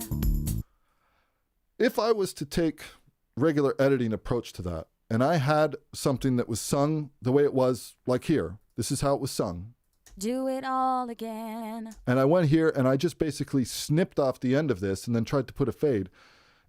It would not necessarily sound right, because the thing is, the modulation isn't necessarily going to be the same as if you sung a phrase for a super long time. It may have a different feel. It may have a different vibe, and that would be based on how the artist was interpreting that and how they were singing their vibrato. And if it was super short, I think this does an incredible job. Ready to do it all again. Of reinterpreting what that performance would have sounded like if it was sung in a different way. And again, this is called warp vibrato points. It's very easy to do, and you definitely have to experiment it. You right click, and then in the warp points, we basically have the ability to add warp, add vibrato start warp point and add vibrato end warp point. And we can basically create these two anchors. And then when we adjust from the purple side of things, then we can change the timing of different performances. Again, this is something that is available. It's going to be available. This particular Revoice Pro document is called Warp Vibrato Points. We are now at an hour at 1:40, and we're sitting here. Can you go from process to adjustment to individual tracks for some specific tweaking? Can we go from process to adjustment, process adjustments to individual tracks for specific tweaking? I'm trying to see if I understand this question correctly. If you have an APT process, let's close this for a moment here. If you have an APT process that has been created either by sending it over from a DAW or just importing audio, you can always tweak any of those processes by either clicking the output track or by clicking the process itself. The last thing I really wanted to show in this context was how you would handle the workflow in terms of if we wanted to take this as the Pro Tools version of this, and we wanted to take a look at using the Revoice Pro Link plugin. If I was taking a look at everything right over here, let's say I don't need to have these ones for now. Let us hide and make these inactive. And I want to just kind of get one of each of these. Oh, big. And this one. Oh. Okay, so this one we'll hide and make inactive. And let's see what this is. We'll solo it. Went up to do, had a luck. And this here. Went up to do, had a lucky. Okay, I'm going to take this and we'll hide this and make it inactive. And I'm not sure what this is. Let's have a listen. Went up to do, had a lucky escape from you. Okay. And last but not least, let's just take this one and we'll hide and make inactive. If I was working on this particular, this whole entire song, and I wanted to get everything sent over to process everything, I would use the Revoice Pro link plugin. That's how I would approach this. Unless I had something very specific. If I wanted to create, for example, a double or something like that, I could use a quick doubler. But if I wanted to just get everything sent off and I wanted to be able to work in context of working with Revoice Pro, I'm going to use that plugin. So the first thing I'm going to do is this one here. I might want to actually send this over and do all of my tuning from within Repitch. So the way I'm going to approach this is I'm going to select all of these, and every single one of these, we're going to do a duplicate playlist. Okay. So now, whoops, I have to do it by all of them one at a time. It's been a minute since I've been in Pro Tools. I thought it worked like that. Okay. Well, we'll just do each one at a time, and that's okay. We'll go like this, and we'll do the last one. So we're creating now a duplicate playlist. I would go into Audio Suite, and I would go into, where is it here?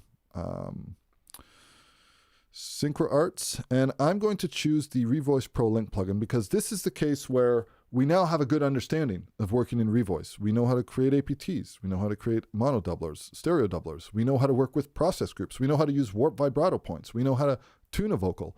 In this case, I bring up the Revoice Pro Link plugin, and then we can create a new session, or we can pair it with an existing session that's open. This is what I was saying about saving a session and then opening it up again later. You could use the Revoice Pro 4 Link plugin to repair it. But let's create a new session, and let's set this up proper in terms of how I would do this if I was actually working in context. Okay, we know the trick about the BPM, and we know the trick about the session start time is 0, and we want this to be in bars and beats. And the other thing I want to do is I want to create that stereo track for my Revoice Pro monitor. So we'll say audio, or rather instrument track, and we'll say this will be called Revoice Pro monitor, or VP monitor, and we will click create. Now we're going to instantiate the monitor plugin on this. Revoice Pro monitor.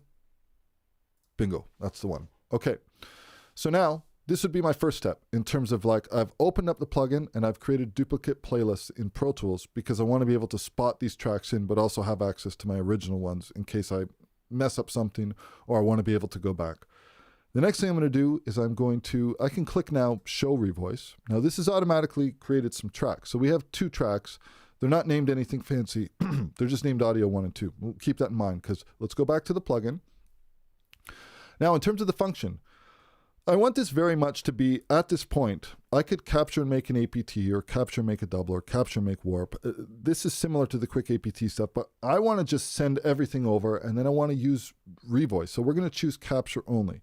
Now, in terms of, we need to start making our selections. So I'm going to take this, and I can send this over to Audio 1 and Audio 2. We know we have 2 tracks over here.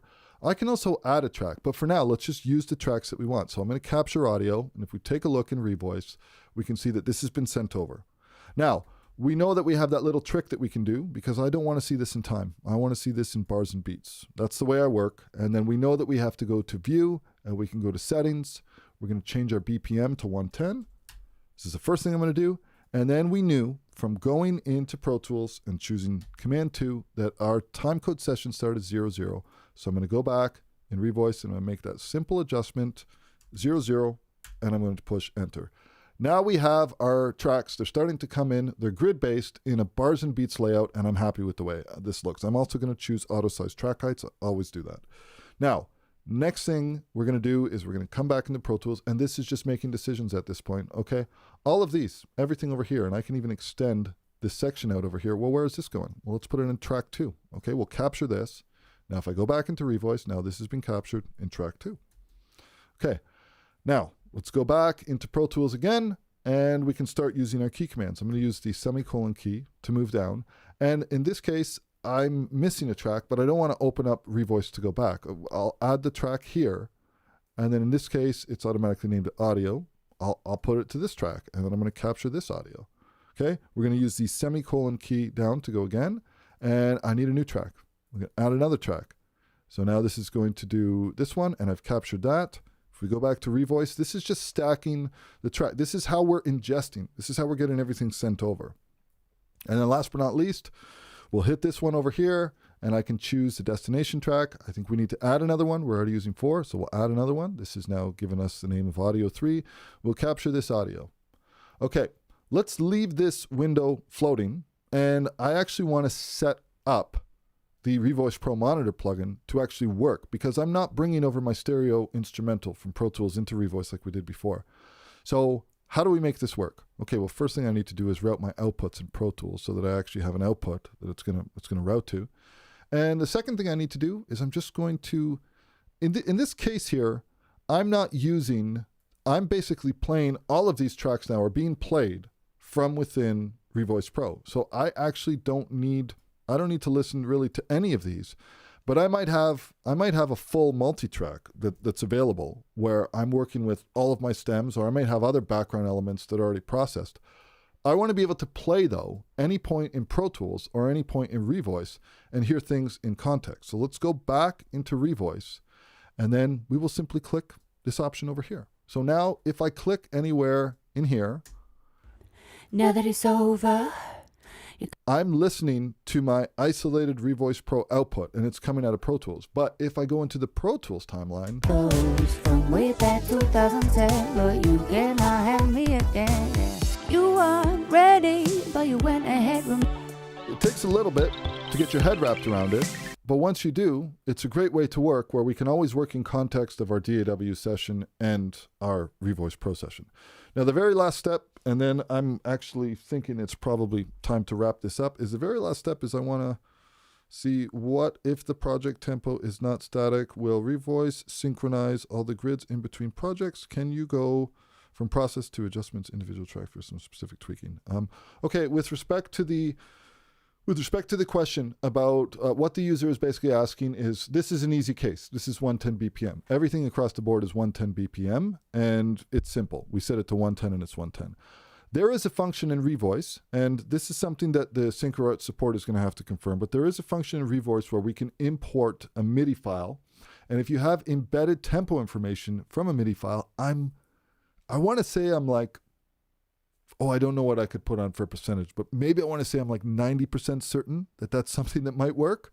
That's a question that SynchroArts will have to answer, but I have a feeling that it's something that I explored, and I have a feeling it's a question that I asked, and that it might be possible if you import a MIDI file to be used as your tempo map. But that'll obviously be beyond the scope of what I'm doing here. Okay, last but not least, we're going to kind of put everything together here, okay? This is my goal. Let's, if you wanted to have more track header width, if you hover your cursor right here, you can adjust the width of these track headers. I could also name these if I wanted to, but I'm fairly okay with the way everything is looking. What I might want to do in this case is I'm going to right click and choose Make Warp Region. Honestly, at this point, because we're coming up to 2 hours and my voice is on the out, I'm going to make this full screen. This is basically the tuning that we have for the whole entire track. Okay, I'm going to just take an approach where I say to myself, okay, well, what would I want to do here? Would I want to manually go through and tune everything directly from within a live stream in Revoice Pro from beginning to end? No. But let's say that I brought this tuning on, and I mean, the tuning is very good in Revoice, and this is where everything from like repitch was developed from. We have some great options in terms of smooth joining and everything. But let's say that this was now tuned, right? I'm 100% happy with this result. For the sake of demonstration and for the sake of keeping things rather simple, let's do 2 approaches here. Let's actually create two process groups, maybe really, really quickly. What time do we have? 1:51. Okay, well, let's give it a shot. I'm going to click the B key, and I'm going to choose an APT. But the length of the audio, I want to make sure that it is the selected audio that I have, which is this one right over here.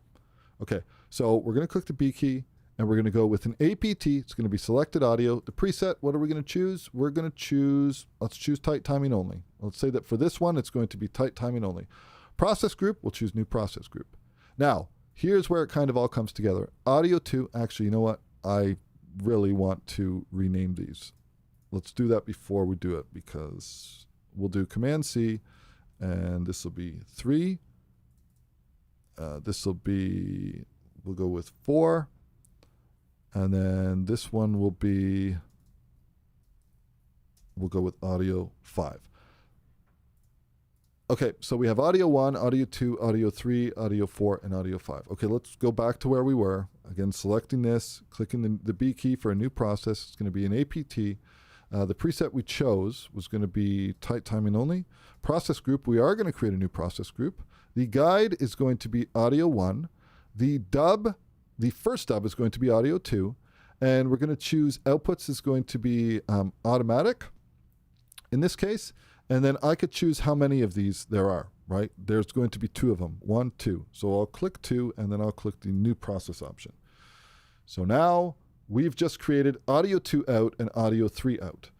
Keep in mind, this is a lot, it's doing a lot of rendering over here. I'm literally rendering a whole entire song, but that's it. I mean, it's done. I would have to adjust this and use the Smart Align part of the preset.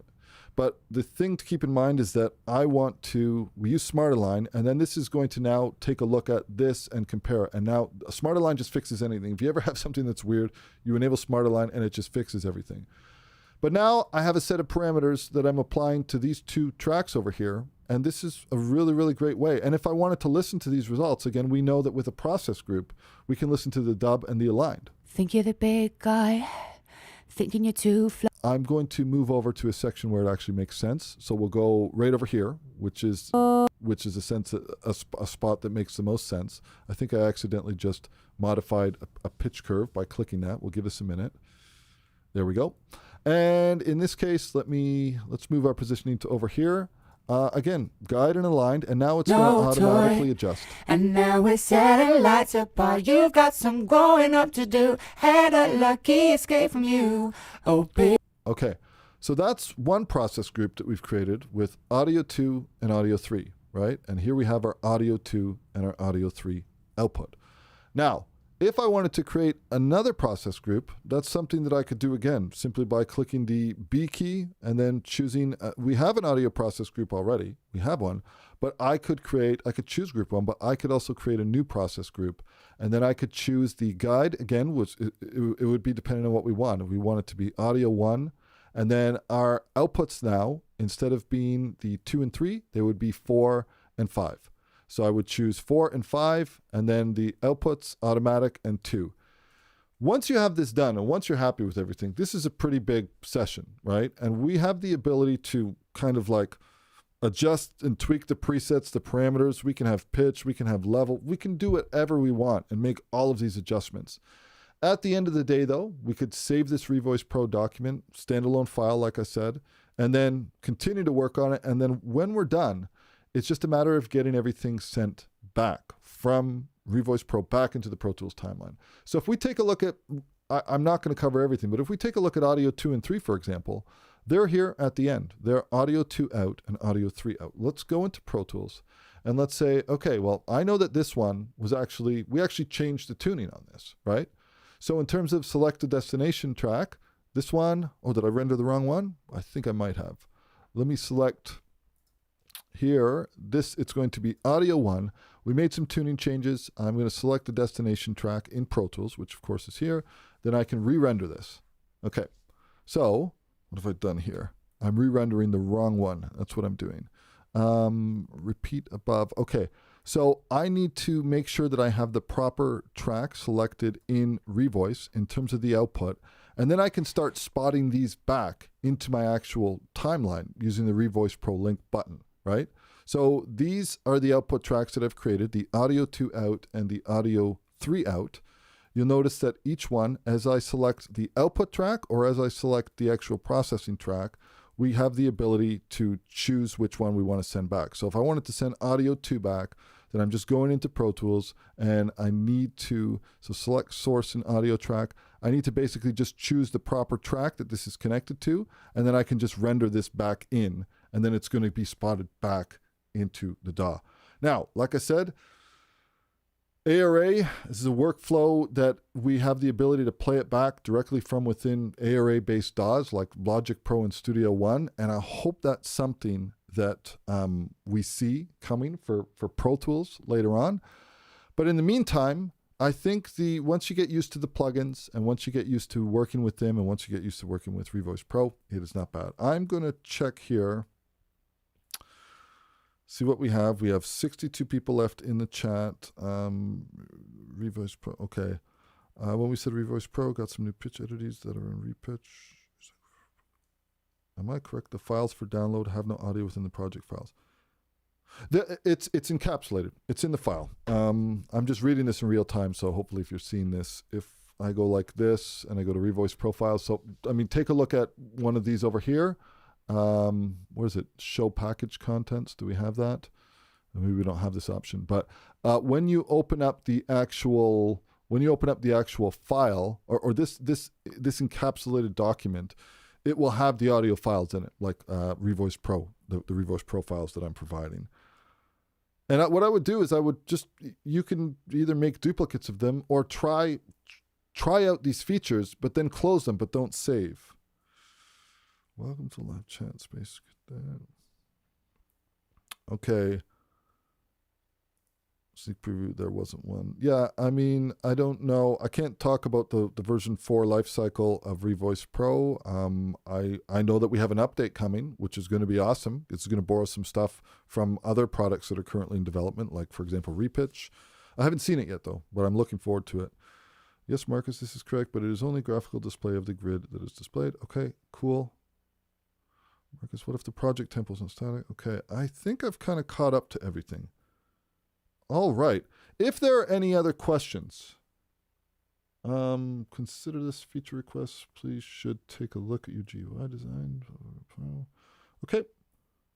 If there's not any other questions, I think I'm going to call it there. We've been online for 2 hours. We had a bit of a late start, but thankfully we got it sorted.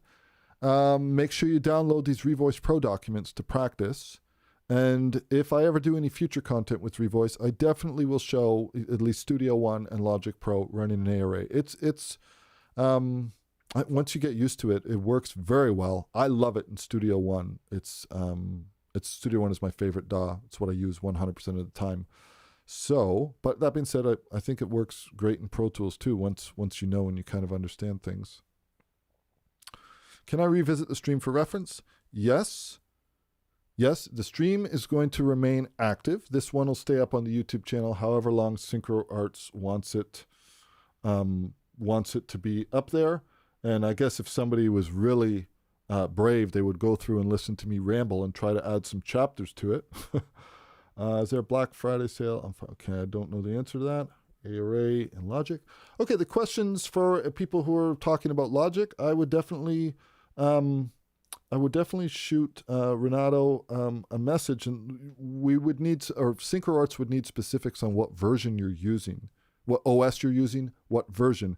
ARA in Logic is relatively new. I mean, it's been out for a bit yet, but like if we take a look at Studio One has had ARA for over a decade, and it is very streamlined, and it works very smoothly. Logic is brand new. The implementation is slightly different with the, some of the playback that you have to engage for a split second.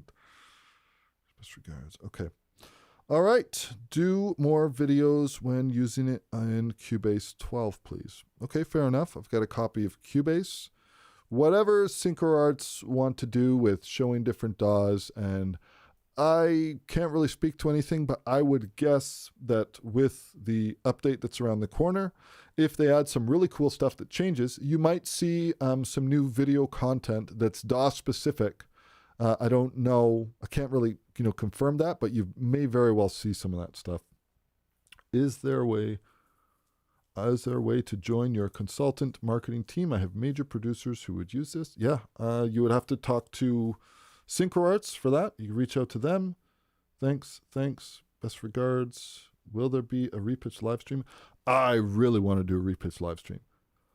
I got to talk to Synchro Arts about that. That's something that I would love to host on either my YouTube channel, which is very Studio One specific. I would very much want to use the ARA version of Repitch because it is killer with Repitch and VocAlign. But if not, maybe on the Synchro Arts YouTube channel as well.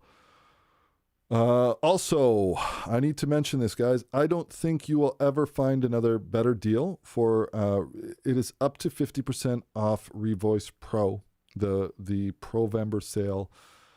I don't remember what I paid for Revoice, but it wasn't It was so long ago. It was 2014.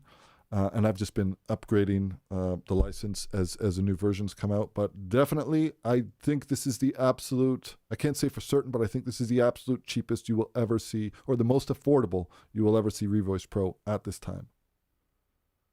Okay. It looks like we're kind of wrapping up here.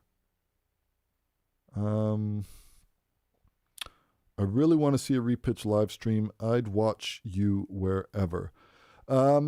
Yeah, repitch is it's really killer. I'm loving it. Also, there's a public beta for the current version 1.1 build. Some cool stuff coming out with that. But I don't want to take away too much from this live stream, but repitch is killer. And I definitely want to do a live stream of that if there's interest in people hearing me blab for another 2 hours straight. Okay, repitch and VocAlign and use those. Cool, awesome. Katie Dwyer, very cool, very cool.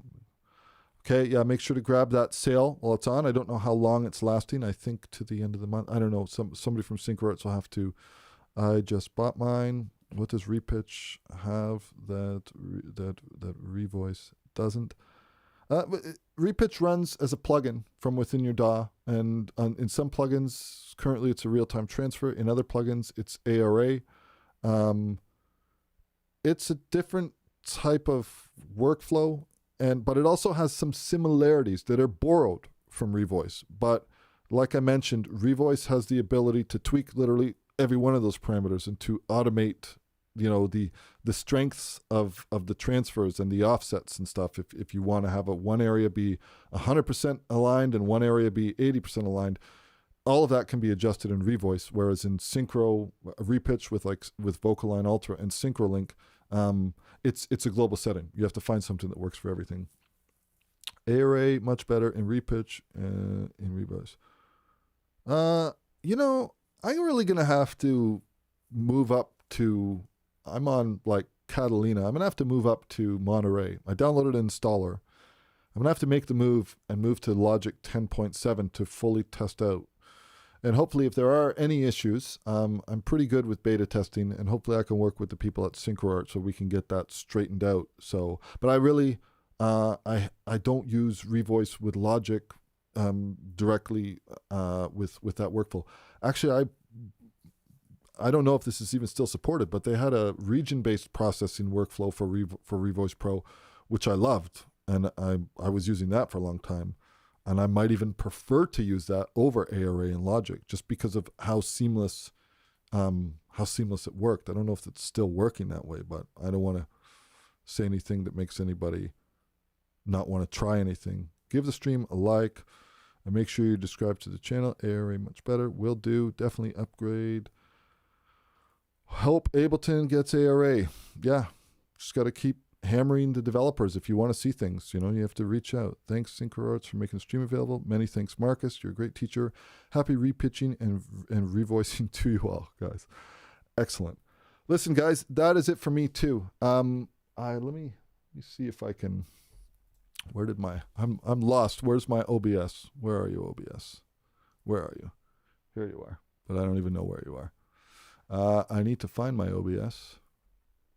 Okay. I've lost my OBS somewhere. It's here somewhere. There it is. And let's move this off to the other screen. Let's go to the main cam to wrap it up. I want to thank everybody for listening to me talk, and I want to thank everybody for their patience in terms of hanging around till the end of the stream. And I've done my best to answer as many questions as possible. And if you enjoy this content, make sure that you're subscribing to the SynchroArts YouTube channel, definitely for sure.